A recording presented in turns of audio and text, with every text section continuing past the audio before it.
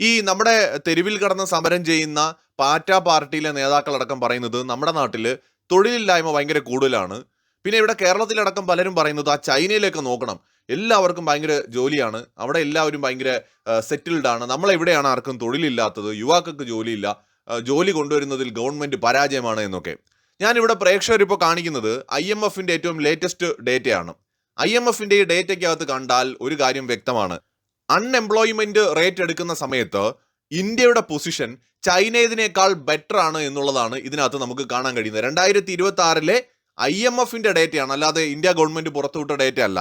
20% മുകളിൽ unemployment rate ഉള്ള രാജ്യങ്ങളെ ഓറഞ്ച് നിറത്തിലും, പിന്നീട് അതിന്റെ യഥാക്രമം 15 മുതൽ 20, 10 മുതൽ 15%, 5 മുതൽ 10%, ലെസ് ദാൻ 5% നോ ഡേറ്റ, അങ്ങനെയാണ് ഈ ഒരു പട്ടിക രൂപീകരിച്ചിരിക്കുന്നത്. അപ്പൊ ഈ ലെസ് ദാൻ 5% വരുന്ന രാജ്യങ്ങളാണ് അൺഎംപ്ലോയ്മെന്റ് റേറ്റ് നോക്കിയാൽ ഏറ്റവും കുറവുള്ളത്. അതായത് അൺഎംപ്ലോയ്മെന്റ് ഏറ്റവും കുറവുള്ളത് ലെസ് ദാൻ 5 വരുന്ന രാജ്യങ്ങളാണ്. ഏതൊക്കെയാണെന്നല്ലേ? അമേരിക്ക, ഇന്ത്യ, റഷ്യ, പിന്നെ ഏതാനും ചില യൂറോപ്യൻ രാജ്യങ്ങൾ, ഓസ്ട്രേലിയ. ഇതൊക്കെയാണ് ലെസ് ദാൻ 5%. അതായത് ഈ രാജ്യങ്ങളിൽ അൺഎംപ്ലോയ്മെന്റ് റേറ്റ് 5%-ൽ താഴെയാണ്. ഇന്ത്യയുടെ അൺഎംപ്ലോയ്മെന്റ് റേറ്റ് എന്ന് പറയുന്നത് 4.9-ഉം അമേരിക്കയുടേത് 4.4-ഉമാണ്. ഈ രണ്ട് രാജ്യങ്ങൾ വരുന്നത് ലെസ് ദാൻ 5% വിഭാഗത്തിലാണ്. ഇനി ചൈനയുടെ കാര്യം പറഞ്ഞു കഴിഞ്ഞാൽ 5.1 ആണ് ചൈനയുടെ അൺഎംപ്ലോയ്മെന്റ് റേറ്റ്. എന്ന് വെച്ചാൽ ഇന്ത്യയേക്കാൾ കൂടുതലാണ്. സ്പെയിനിന്റെ കാര്യം പറഞ്ഞാൽ 9.8 ഉണ്ട്, ഫ്രാൻസ് 7.9 ഉണ്ട്. അതുപോലെ യൂറോപ്പിലെ ഒരുപാട് രാജ്യങ്ങളിൽ അൺഎംപ്ലോയ്മെന്റ് റേറ്റ് കൂടുതലാണ്. 6 ഉണ്ട് ഇറ്റലിക്ക്. അതുപോലെ ഫിൻലാൻഡ് 9.6, സ്വീഡൻ 8.6, അതുപോലെ ഓസ്ട്രിയ 5.7, തുർക്കി റിപ്പബ്ലിക്ക് ഏകദേശം 8.3 ആണ്. അതുപോലെ തന്നെ നമ്മുടെ അയൽ രാജ്യമായിട്ടുള്ള പാകിസ്ഥാൻ 6.3 6.5 എങ്ങാണ്ടുണ്ട്. ചുരുക്കത്തില് IMFന്റെ ഡേറ്റകൾ പരിശോധിച്ചാൽ അൺഎംപ്ലോയ്മെന്റ് റേറ്റ് ഏറ്റവും കുറവുള്ള രാജ്യങ്ങളിലാണ് നമ്മുടെ ഇന്ത്യ വരുന്നത്.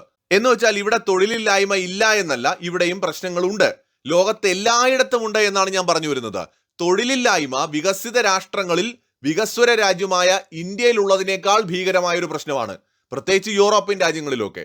അതുപോലെ തന്നെ എല്ലാവരും പാടിപ്പുകഴ്ത്തുന്ന ചൈനയിൽ ഇന്ത്യയിലുള്ളതിനേക്കാൾ കൂടുതൽ തൊഴിലില്ലായ്മ പ്രശ്നം ഇന്ന് നിലനിൽക്കുന്നു എന്ന് IMF ഡേറ്റയാണ് പറയുന്നത്. ആഗോളതലത്തിൽ തൊഴിലില്ലായ്മ വർദ്ധിക്കാൻ ചില കാരണങ്ങളുണ്ട്. മിഡിൽ ഈസ്റ്റിലെ അടക്കം തുടരുന്ന യുദ്ധങ്ങൾ, ഇന്ധനവില വർധനവ്, ഇതെല്ലാം പണപ്പെരുപ്പത്തിന് കാരണമായിട്ടുണ്ട്. ആഗോള സാമ്പത്തിക വളർച്ചയെ ഇത് മന്ദഗതിയിലാക്കുകയും കമ്പനികൾ പുതിയ ആളുകളെ ജോലിക്കെടുക്കുന്നത് കുറയ്ക്കുകയും ചെയ്യുന്നുണ്ട്. കോവിഡിന് ശേഷം ആരംഭിച്ച ഒരു പ്രശ്നമാണിത്. പിന്നീട് യുദ്ധങ്ങൾ കൂടി വന്നതോടെ അത് രൂക്ഷമായിട്ട് മാറുകയാണ്. പല വികസ്വര രാജ്യങ്ങളിലും ഉൽപാദനത്തിനനുസരിച്ച് പുതിയ തൊഴിലവസരങ്ങൾ ഉണ്ടാവുന്നില്ല. ചിലവ് ചുരുക്കലിന്റെ ഭാഗമായി വൻകിട നഗരങ്ങളിൽ പുതിയ ഉദ്യോഗാർത്ഥികളെ ഉൾക്കൊള്ളാനുള്ള ശേഷിയും കുറയുന്നു. ലോകമെമ്പാടുമുള്ള ഗവൺമെന്റുകൾ വലിയ സാമ്പത്തിക കടക്കണിയിലാണിപ്പോൾ. ഇത് വലിയ തോതിലുള്ള തൊഴിൽ പദ്ധതികൾ ആരംഭിക്കുന്നതിനോ പ്രതിസന്ധിയിലായ മേഖലകളെ സഹായിക്കുന്നതിനോ ഉള്ള ഗവൺമെന്റുകളുടെ സാമ്പത്തിക ശേഷിയെ പരിമിതപ്പെടുത്തുകയാണ്. IMFന്റെ 2026 കണക്കുകൾ അനുസരിച്ച് ഇന്ത്യയിൽ തൊഴിലില്ലായ്മ നിരക്ക് 4.9-ഉം ചൈനയിൽ 5.1-ഉമാണ്. ചൈന നേരിടുന്ന പ്രശ്നം ഇലക്ട്രിക് വാഹനങ്ങൾ, ഗ്രീൻ ടെക്നോളജി തുടങ്ങിയ മേഖലകളിൽ ചൈനയുടെ കയറ്റുമതി ശക്തമാണെങ്കിലും അവരുടെ രാജ്യത്തിനകത്ത വിപണി മന്ദഗതിയിലാണ്. ഉപഭോക്താക്കളുടെ ആത്മവിശ്വാസം കുറഞ്ഞത് സർവീസ്, കൺസ്ട്രക്ഷൻ തുടങ്ങിയ പരമ്പരാഗത തൊഴിൽ മേഖലകളെ ദോഷകരമായി ബാധിച്ചു. ചൈനയിലെ റിയൽ എസ്റ്റേറ്റ് രംഗത്തുണ്ടായ ദീർഘകാല തകർച്ച അവരുടെ സമ്പദ് വ്യവസ്ഥയെ മൊത്തത്തിൽ ബാധിക്കുകയും പുതിയ തൊഴിലവസരങ്ങൾ ഇല്ലാതാക്കുകയും ചെയ്തു. ഉയർന്ന വിദ്യാഭ്യാസം നേടിയ യുവാക്കൾക്ക് അനുയോജ്യമായ വൈറ്റ് കോളർ ജോലികൾ IT സർവീസ് മേഖലകളിൽ സൃഷ്ടിക്കാൻ ചൈനയ്ക്ക് സാധിക്കുന്നില്ല. ഇത് യുവാക്കൾക്കിടയിലെ തൊഴിലില്ലായ്മ വർദ്ധിപ്പിച്ചു. ഇന്ത്യയിലെ കാര്യം പറഞ്ഞാൽ ചൈനയിൽ നിന്നുമുള്ള പ്രതിസന്ധികളിൽ നിന്ന് വ്യത്യസ്തമായി ദക്ഷിണേഷ്യൻ മേഖലയിൽ ഏറ്റവും വേഗത്തിൽ വളരുന്ന സമ്പദ് വ്യവസ്ഥയായിട്ട് ഇന്ത്യ മാറുകയാണ്. ഇന്ത്യയിലെ ശക്തമായ ആഭ്യന്തര ആവശ്യങ്ങളും ഡിജിറ്റൽ സർവീസ് മേഖലയുടെ വളർച്ചയുമാണ് ഇതിന് തുണയാവുന്നത്.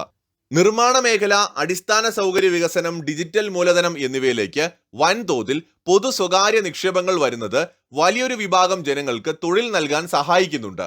ഇതാണ് നിലവിലെ സൂചികയിൽ ഇന്ത്യയിലെ തൊഴിലില്ലായ്മ നിരക്ക് ചൈനയേക്കാൾ മികച്ചതായി കാണാൻ കാരണം. ഇന്ത്യയുടെയും ചൈനയുടെയും സാമ്പത്തിക വളർച്ചയെക്കുറിച്ച് നമ്മൾ മനസ്സിലാക്കേണ്ടതുണ്ട്. ഇന്ത്യയും ചൈനയും രണ്ട് വ്യത്യസ്ത സാമ്പത്തിക മാതൃകകളിലൂടെയാണ് വളർന്നു വന്നത്. ഇത് തന്നെയാണ് ഇന്ത്യക്ക് ശക്തമായ ഒരു ആഭ്യന്തര വിപണി സമ്മാനിച്ചതും ചൈനയെ അതിൽ പിന്നിലാക്കിയതും. ഇന്ത്യൻ സമ്പദ് വ്യവസ്ഥയുടെ ഏറ്റവും വലിയ കരുത്ത് അത് ഉപഭോഗം അടിസ്ഥാനമാക്കിയുള്ളതാണ്. അതായത് നമ്മൾ ഉൽപ്പാദിപ്പിക്കുന്ന സാധനങ്ങളുടെയും സേവനങ്ങളുടെയും വലിയൊരു പങ്ക് നമ്മൾ തന്നെയാണ് ഉപയോഗിക്കുന്നത്. ഇന്ത്യയിലെ ജനസംഖ്യയിൽ ഭൂരിഭാഗവും യുവാക്കളാണ്. പുതിയ വീട്ടു സാധനങ്ങൾ, വാഹനങ്ങൾ, മൊബൈൽ ഫോണുകൾ, വസ്ത്രങ്ങൾ എന്നിവ വാങ്ങാനും യാത്രകൾ ചെയ്യാനും ഏറ്റവും കൂടുതൽ പണം ചെലവഴിക്കുന്നത് ഈ പ്രായക്കാരാണ്. ഇത് നമ്മുടെ ആഭ്യന്തര വിപണിയെ എപ്പോഴും സജീവമായിട്ട് നിലനിർത്തുകയാണ്. 2. ഡിജിറ്റൽ വിപ്ലവവും UPIയും. സാധാരണക്കാരിലേക്ക് എത്തിയ കുറഞ്ഞ നിരക്കിലുള്ള ഇന്റർനെറ്റും UPI പോലെയുള്ള എളുപ്പമുള്ള പണമിടപാട് സംവിധാനങ്ങളും രാജ്യത്തെ ഗ്രാമങ്ങളിൽ പോലും വ്യാപാരം എളുപ്പമാക്കി. കൊമേഴ്സ് രംഗത്തുണ്ടായ കുതിച്ചുചാട്ടം ആഭ്യന്തര വിപണിയുടെ വ്യാപ്തി കൂട്ടി. മറ്റൊന്ന് മധ്യവർഗത്തിന്റെ വളർച്ചയാണ്, അഥവാ മിഡിൽ ക്ലാസിന്റെ ഗ്രോത്ത്. ഇന്ത്യയിലെ മികച്ച വരുമാനമുള്ള മധ്യവർഗ കുടുംബങ്ങളുടെ എണ്ണം വേഗത്തിൽ വർദ്ധിച്ചുകൊണ്ടിരിക്കുകയാണ്. ഇവരുടെ വാങ്ങൽ ശേഷി അഥവാ പർച്ചേസിംഗ് പവർ ഉയർന്നു നിൽക്കുന്നത് ആഭ്യന്തര വിപണിയിലെ ഡിമാൻഡ് സ്ഥിരമായി നിലനിർത്താൻ സഹായിക്കുന്നു. മറ്റൊന്ന് സേവന മേഖലയുടെ കരുത്താണ്. IT, ബാങ്കിംഗ്, ടെലികോം, സ്റ്റാർട്ടപ്പുകൾ എന്നിവയിലൂടെ രാജ്യത്തിനകത്ത് തന്നെ വലിയൊരു തുക ശമ്പളമായിട്ട് ജനങ്ങളുടെ കയ്യിലെത്തുന്നുണ്ട്. ഇത് ആഭ്യന്തര വിപണിയിലെ ചിലവഴിക്കലിനെ പ്രോത്സാഹിപ്പിക്കുന്നതുമാണ്. എന്നാൽ ചൈനയ്ക്ക് എന്തുകൊണ്ട് ഇങ്ങനെ ഒരു വിപണിയില്ല? ചൈനയുടെ സമ്പദ് വ്യവസ്ഥ കയറ്റുമതിയും നിക്ഷേപങ്ങളും അടിസ്ഥാനമാക്കിയുള്ളതാണ്. ലോകത്തിന്റെ ഫാക്ടറി എന്ന വിളിപ്പേരുണ്ടെങ്കിലും സ്വന്തം രാജ്യത്തിനകത്ത് സാധനങ്ങൾ വിറ്റഴിക്കുന്നതിൽ ചൈനീസ് വിപണി നേരിടുന്ന പ്രശ്നങ്ങൾ പലതാണ്.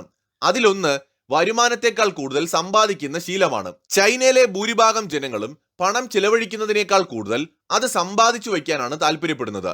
രാജ്യത്ത് കൃത്യമായ സാമൂഹിക സുരക്ഷാ പദ്ധതികളോ ആരോഗ്യ പരിരക്ഷയോ ഇല്ലാത്തതിനാൽ ഭാവിയിലെ ആവശ്യങ്ങൾക്കായിട്ട് ജനങ്ങൾ പണം കയ്യിൽ തന്നെ വയ്ക്കുന്നു. ഇത് വിപണിയിലെ പണമൊഴുക്ക് കുറയ്ക്കുന്നു. മറ്റൊന്ന് റിയൽ എസ്റ്റേറ്റ് തകർച്ചയും അദൃശ്യമായ ദാരിദ്ര്യവുമാണ്. ചൈനീസ് ജനത തങ്ങളുടെ സമ്പാദ്യത്തിന്റെ വലിയൊരു പങ്ക് നേരത്തെ നിക്ഷേപിച്ചിരുന്നത് റിയൽ എസ്റ്റേറ്റ് മേഖലയിലായിരുന്നു. എന്നാൽ ഈ മേഖലയിലുണ്ടായ വലിയ തകർച്ച ജനങ്ങളുടെ ആത്മവിശ്വാസം തകർത്തു. കയ്യിലുള്ള നിക്ഷേപത്തിന്റെ മൂല്യം ഇടിഞ്ഞതോടെ ജനങ്ങൾ വിപണിയിൽ നിന്ന് സാധനങ്ങൾ വാങ്ങുന്നത് കുത്തനെ കുറച്ചു. ഇന്ത്യയിൽ യുവാക്കളാണ് കൂടുതലെങ്കിൽ ചൈനയിൽ പ്രായമായവരുടെ എണ്ണം വളരെ വേഗത്തിലാണ് കൂടുന്നത്. മുൻപുണ്ടായിരുന്ന സിംഗിൾ ചൈൽഡ് പോളിസി കാരണം യുവാക്കളുടെ എണ്ണം കുറഞ്ഞു. പ്രായമായവർ സ്വാഭാവികമായും പുതിയ ആഡംബര വസ്തുക്കളോ സേവനങ്ങളോ വാങ്ങാൻ പണം ചെലവഴിക്കുന്നത് കുറവായിരിക്കും. ചൈനീസ് സർക്കാർ എപ്പോഴും മുൻഗണന നൽകിയത് വൻകിട ഫാക്ടറികൾക്കും ഇൻഫ്രാസ്ട്രക്ചർ പ്രോജക്റ്റുകൾക്കുമാണ്. സാധാരണ ജനങ്ങളുടെ കൈകളിലേക്ക് നേരിട്ട് പണം എത്തുന്നതിനോ അവരുടെ ഉപഭോഗ ശേഷി കൂട്ടുന്നതിനോ ഉള്ള നയങ്ങൾ അവിടെ കുറവായിരുന്നു. ചുരുക്കത്തിൽ ഇന്ത്യയിലെ ജനങ്ങൾ സമ്പാദിക്കുന്നതിനോടൊപ്പം തന്നെ മികച്ച രീതിയിൽ പണം ചിലവഴിക്കാനും തയ്യാറാവുന്നു. എന്നാൽ ചൈനയിലെ ഉൽപാദനം നടക്കുന്നുണ്ടെങ്കിലും അത് വാങ്ങാൻ സ്വന്തം നാട്ടിലെ ജനങ്ങൾക്ക് താല്പര്യമോ ശേഷിയോ ഇല്ലാത്തത് കൊണ്ടാണ് ഇങ്ങനൊരു അവസ്ഥയിലേക്ക് അവർ പോകുന്നത്. ചുരുക്കത്തിൽ ഈ ഒരു സാമ്പത്തിക മാതൃകയും ആഭ്യന്തര വിപണിയുടെ കരുത്തും നിലനിർത്താൻ കഴിഞ്ഞാൽ ഇന്ത്യക്ക് അതിവേഗത്തിൽ മുന്നേറാൻ കഴിയും. ചൈന നേരിടുന്ന ഘടനാപരമായ പ്രതിസന്ധികൾ ഇന്ത്യക്കൊരു വലിയ അവസരമാണ് തുറന്നിടുന്നത്. ശരിയായ നയങ്ങളിലൂടെയും കൃത്യമായ ആസൂത്രണത്തിലൂടെയും മുന്നോട്ട് പോയാൽ ഈ ദശാബ്ദം ഇന്ത്യയുടേതാക്കി മാറ്റാൻ നമുക്ക് സാധിക്കും. മറ്റൊരു വീഡിയോയുമായി വീണ്ടും കാണാം.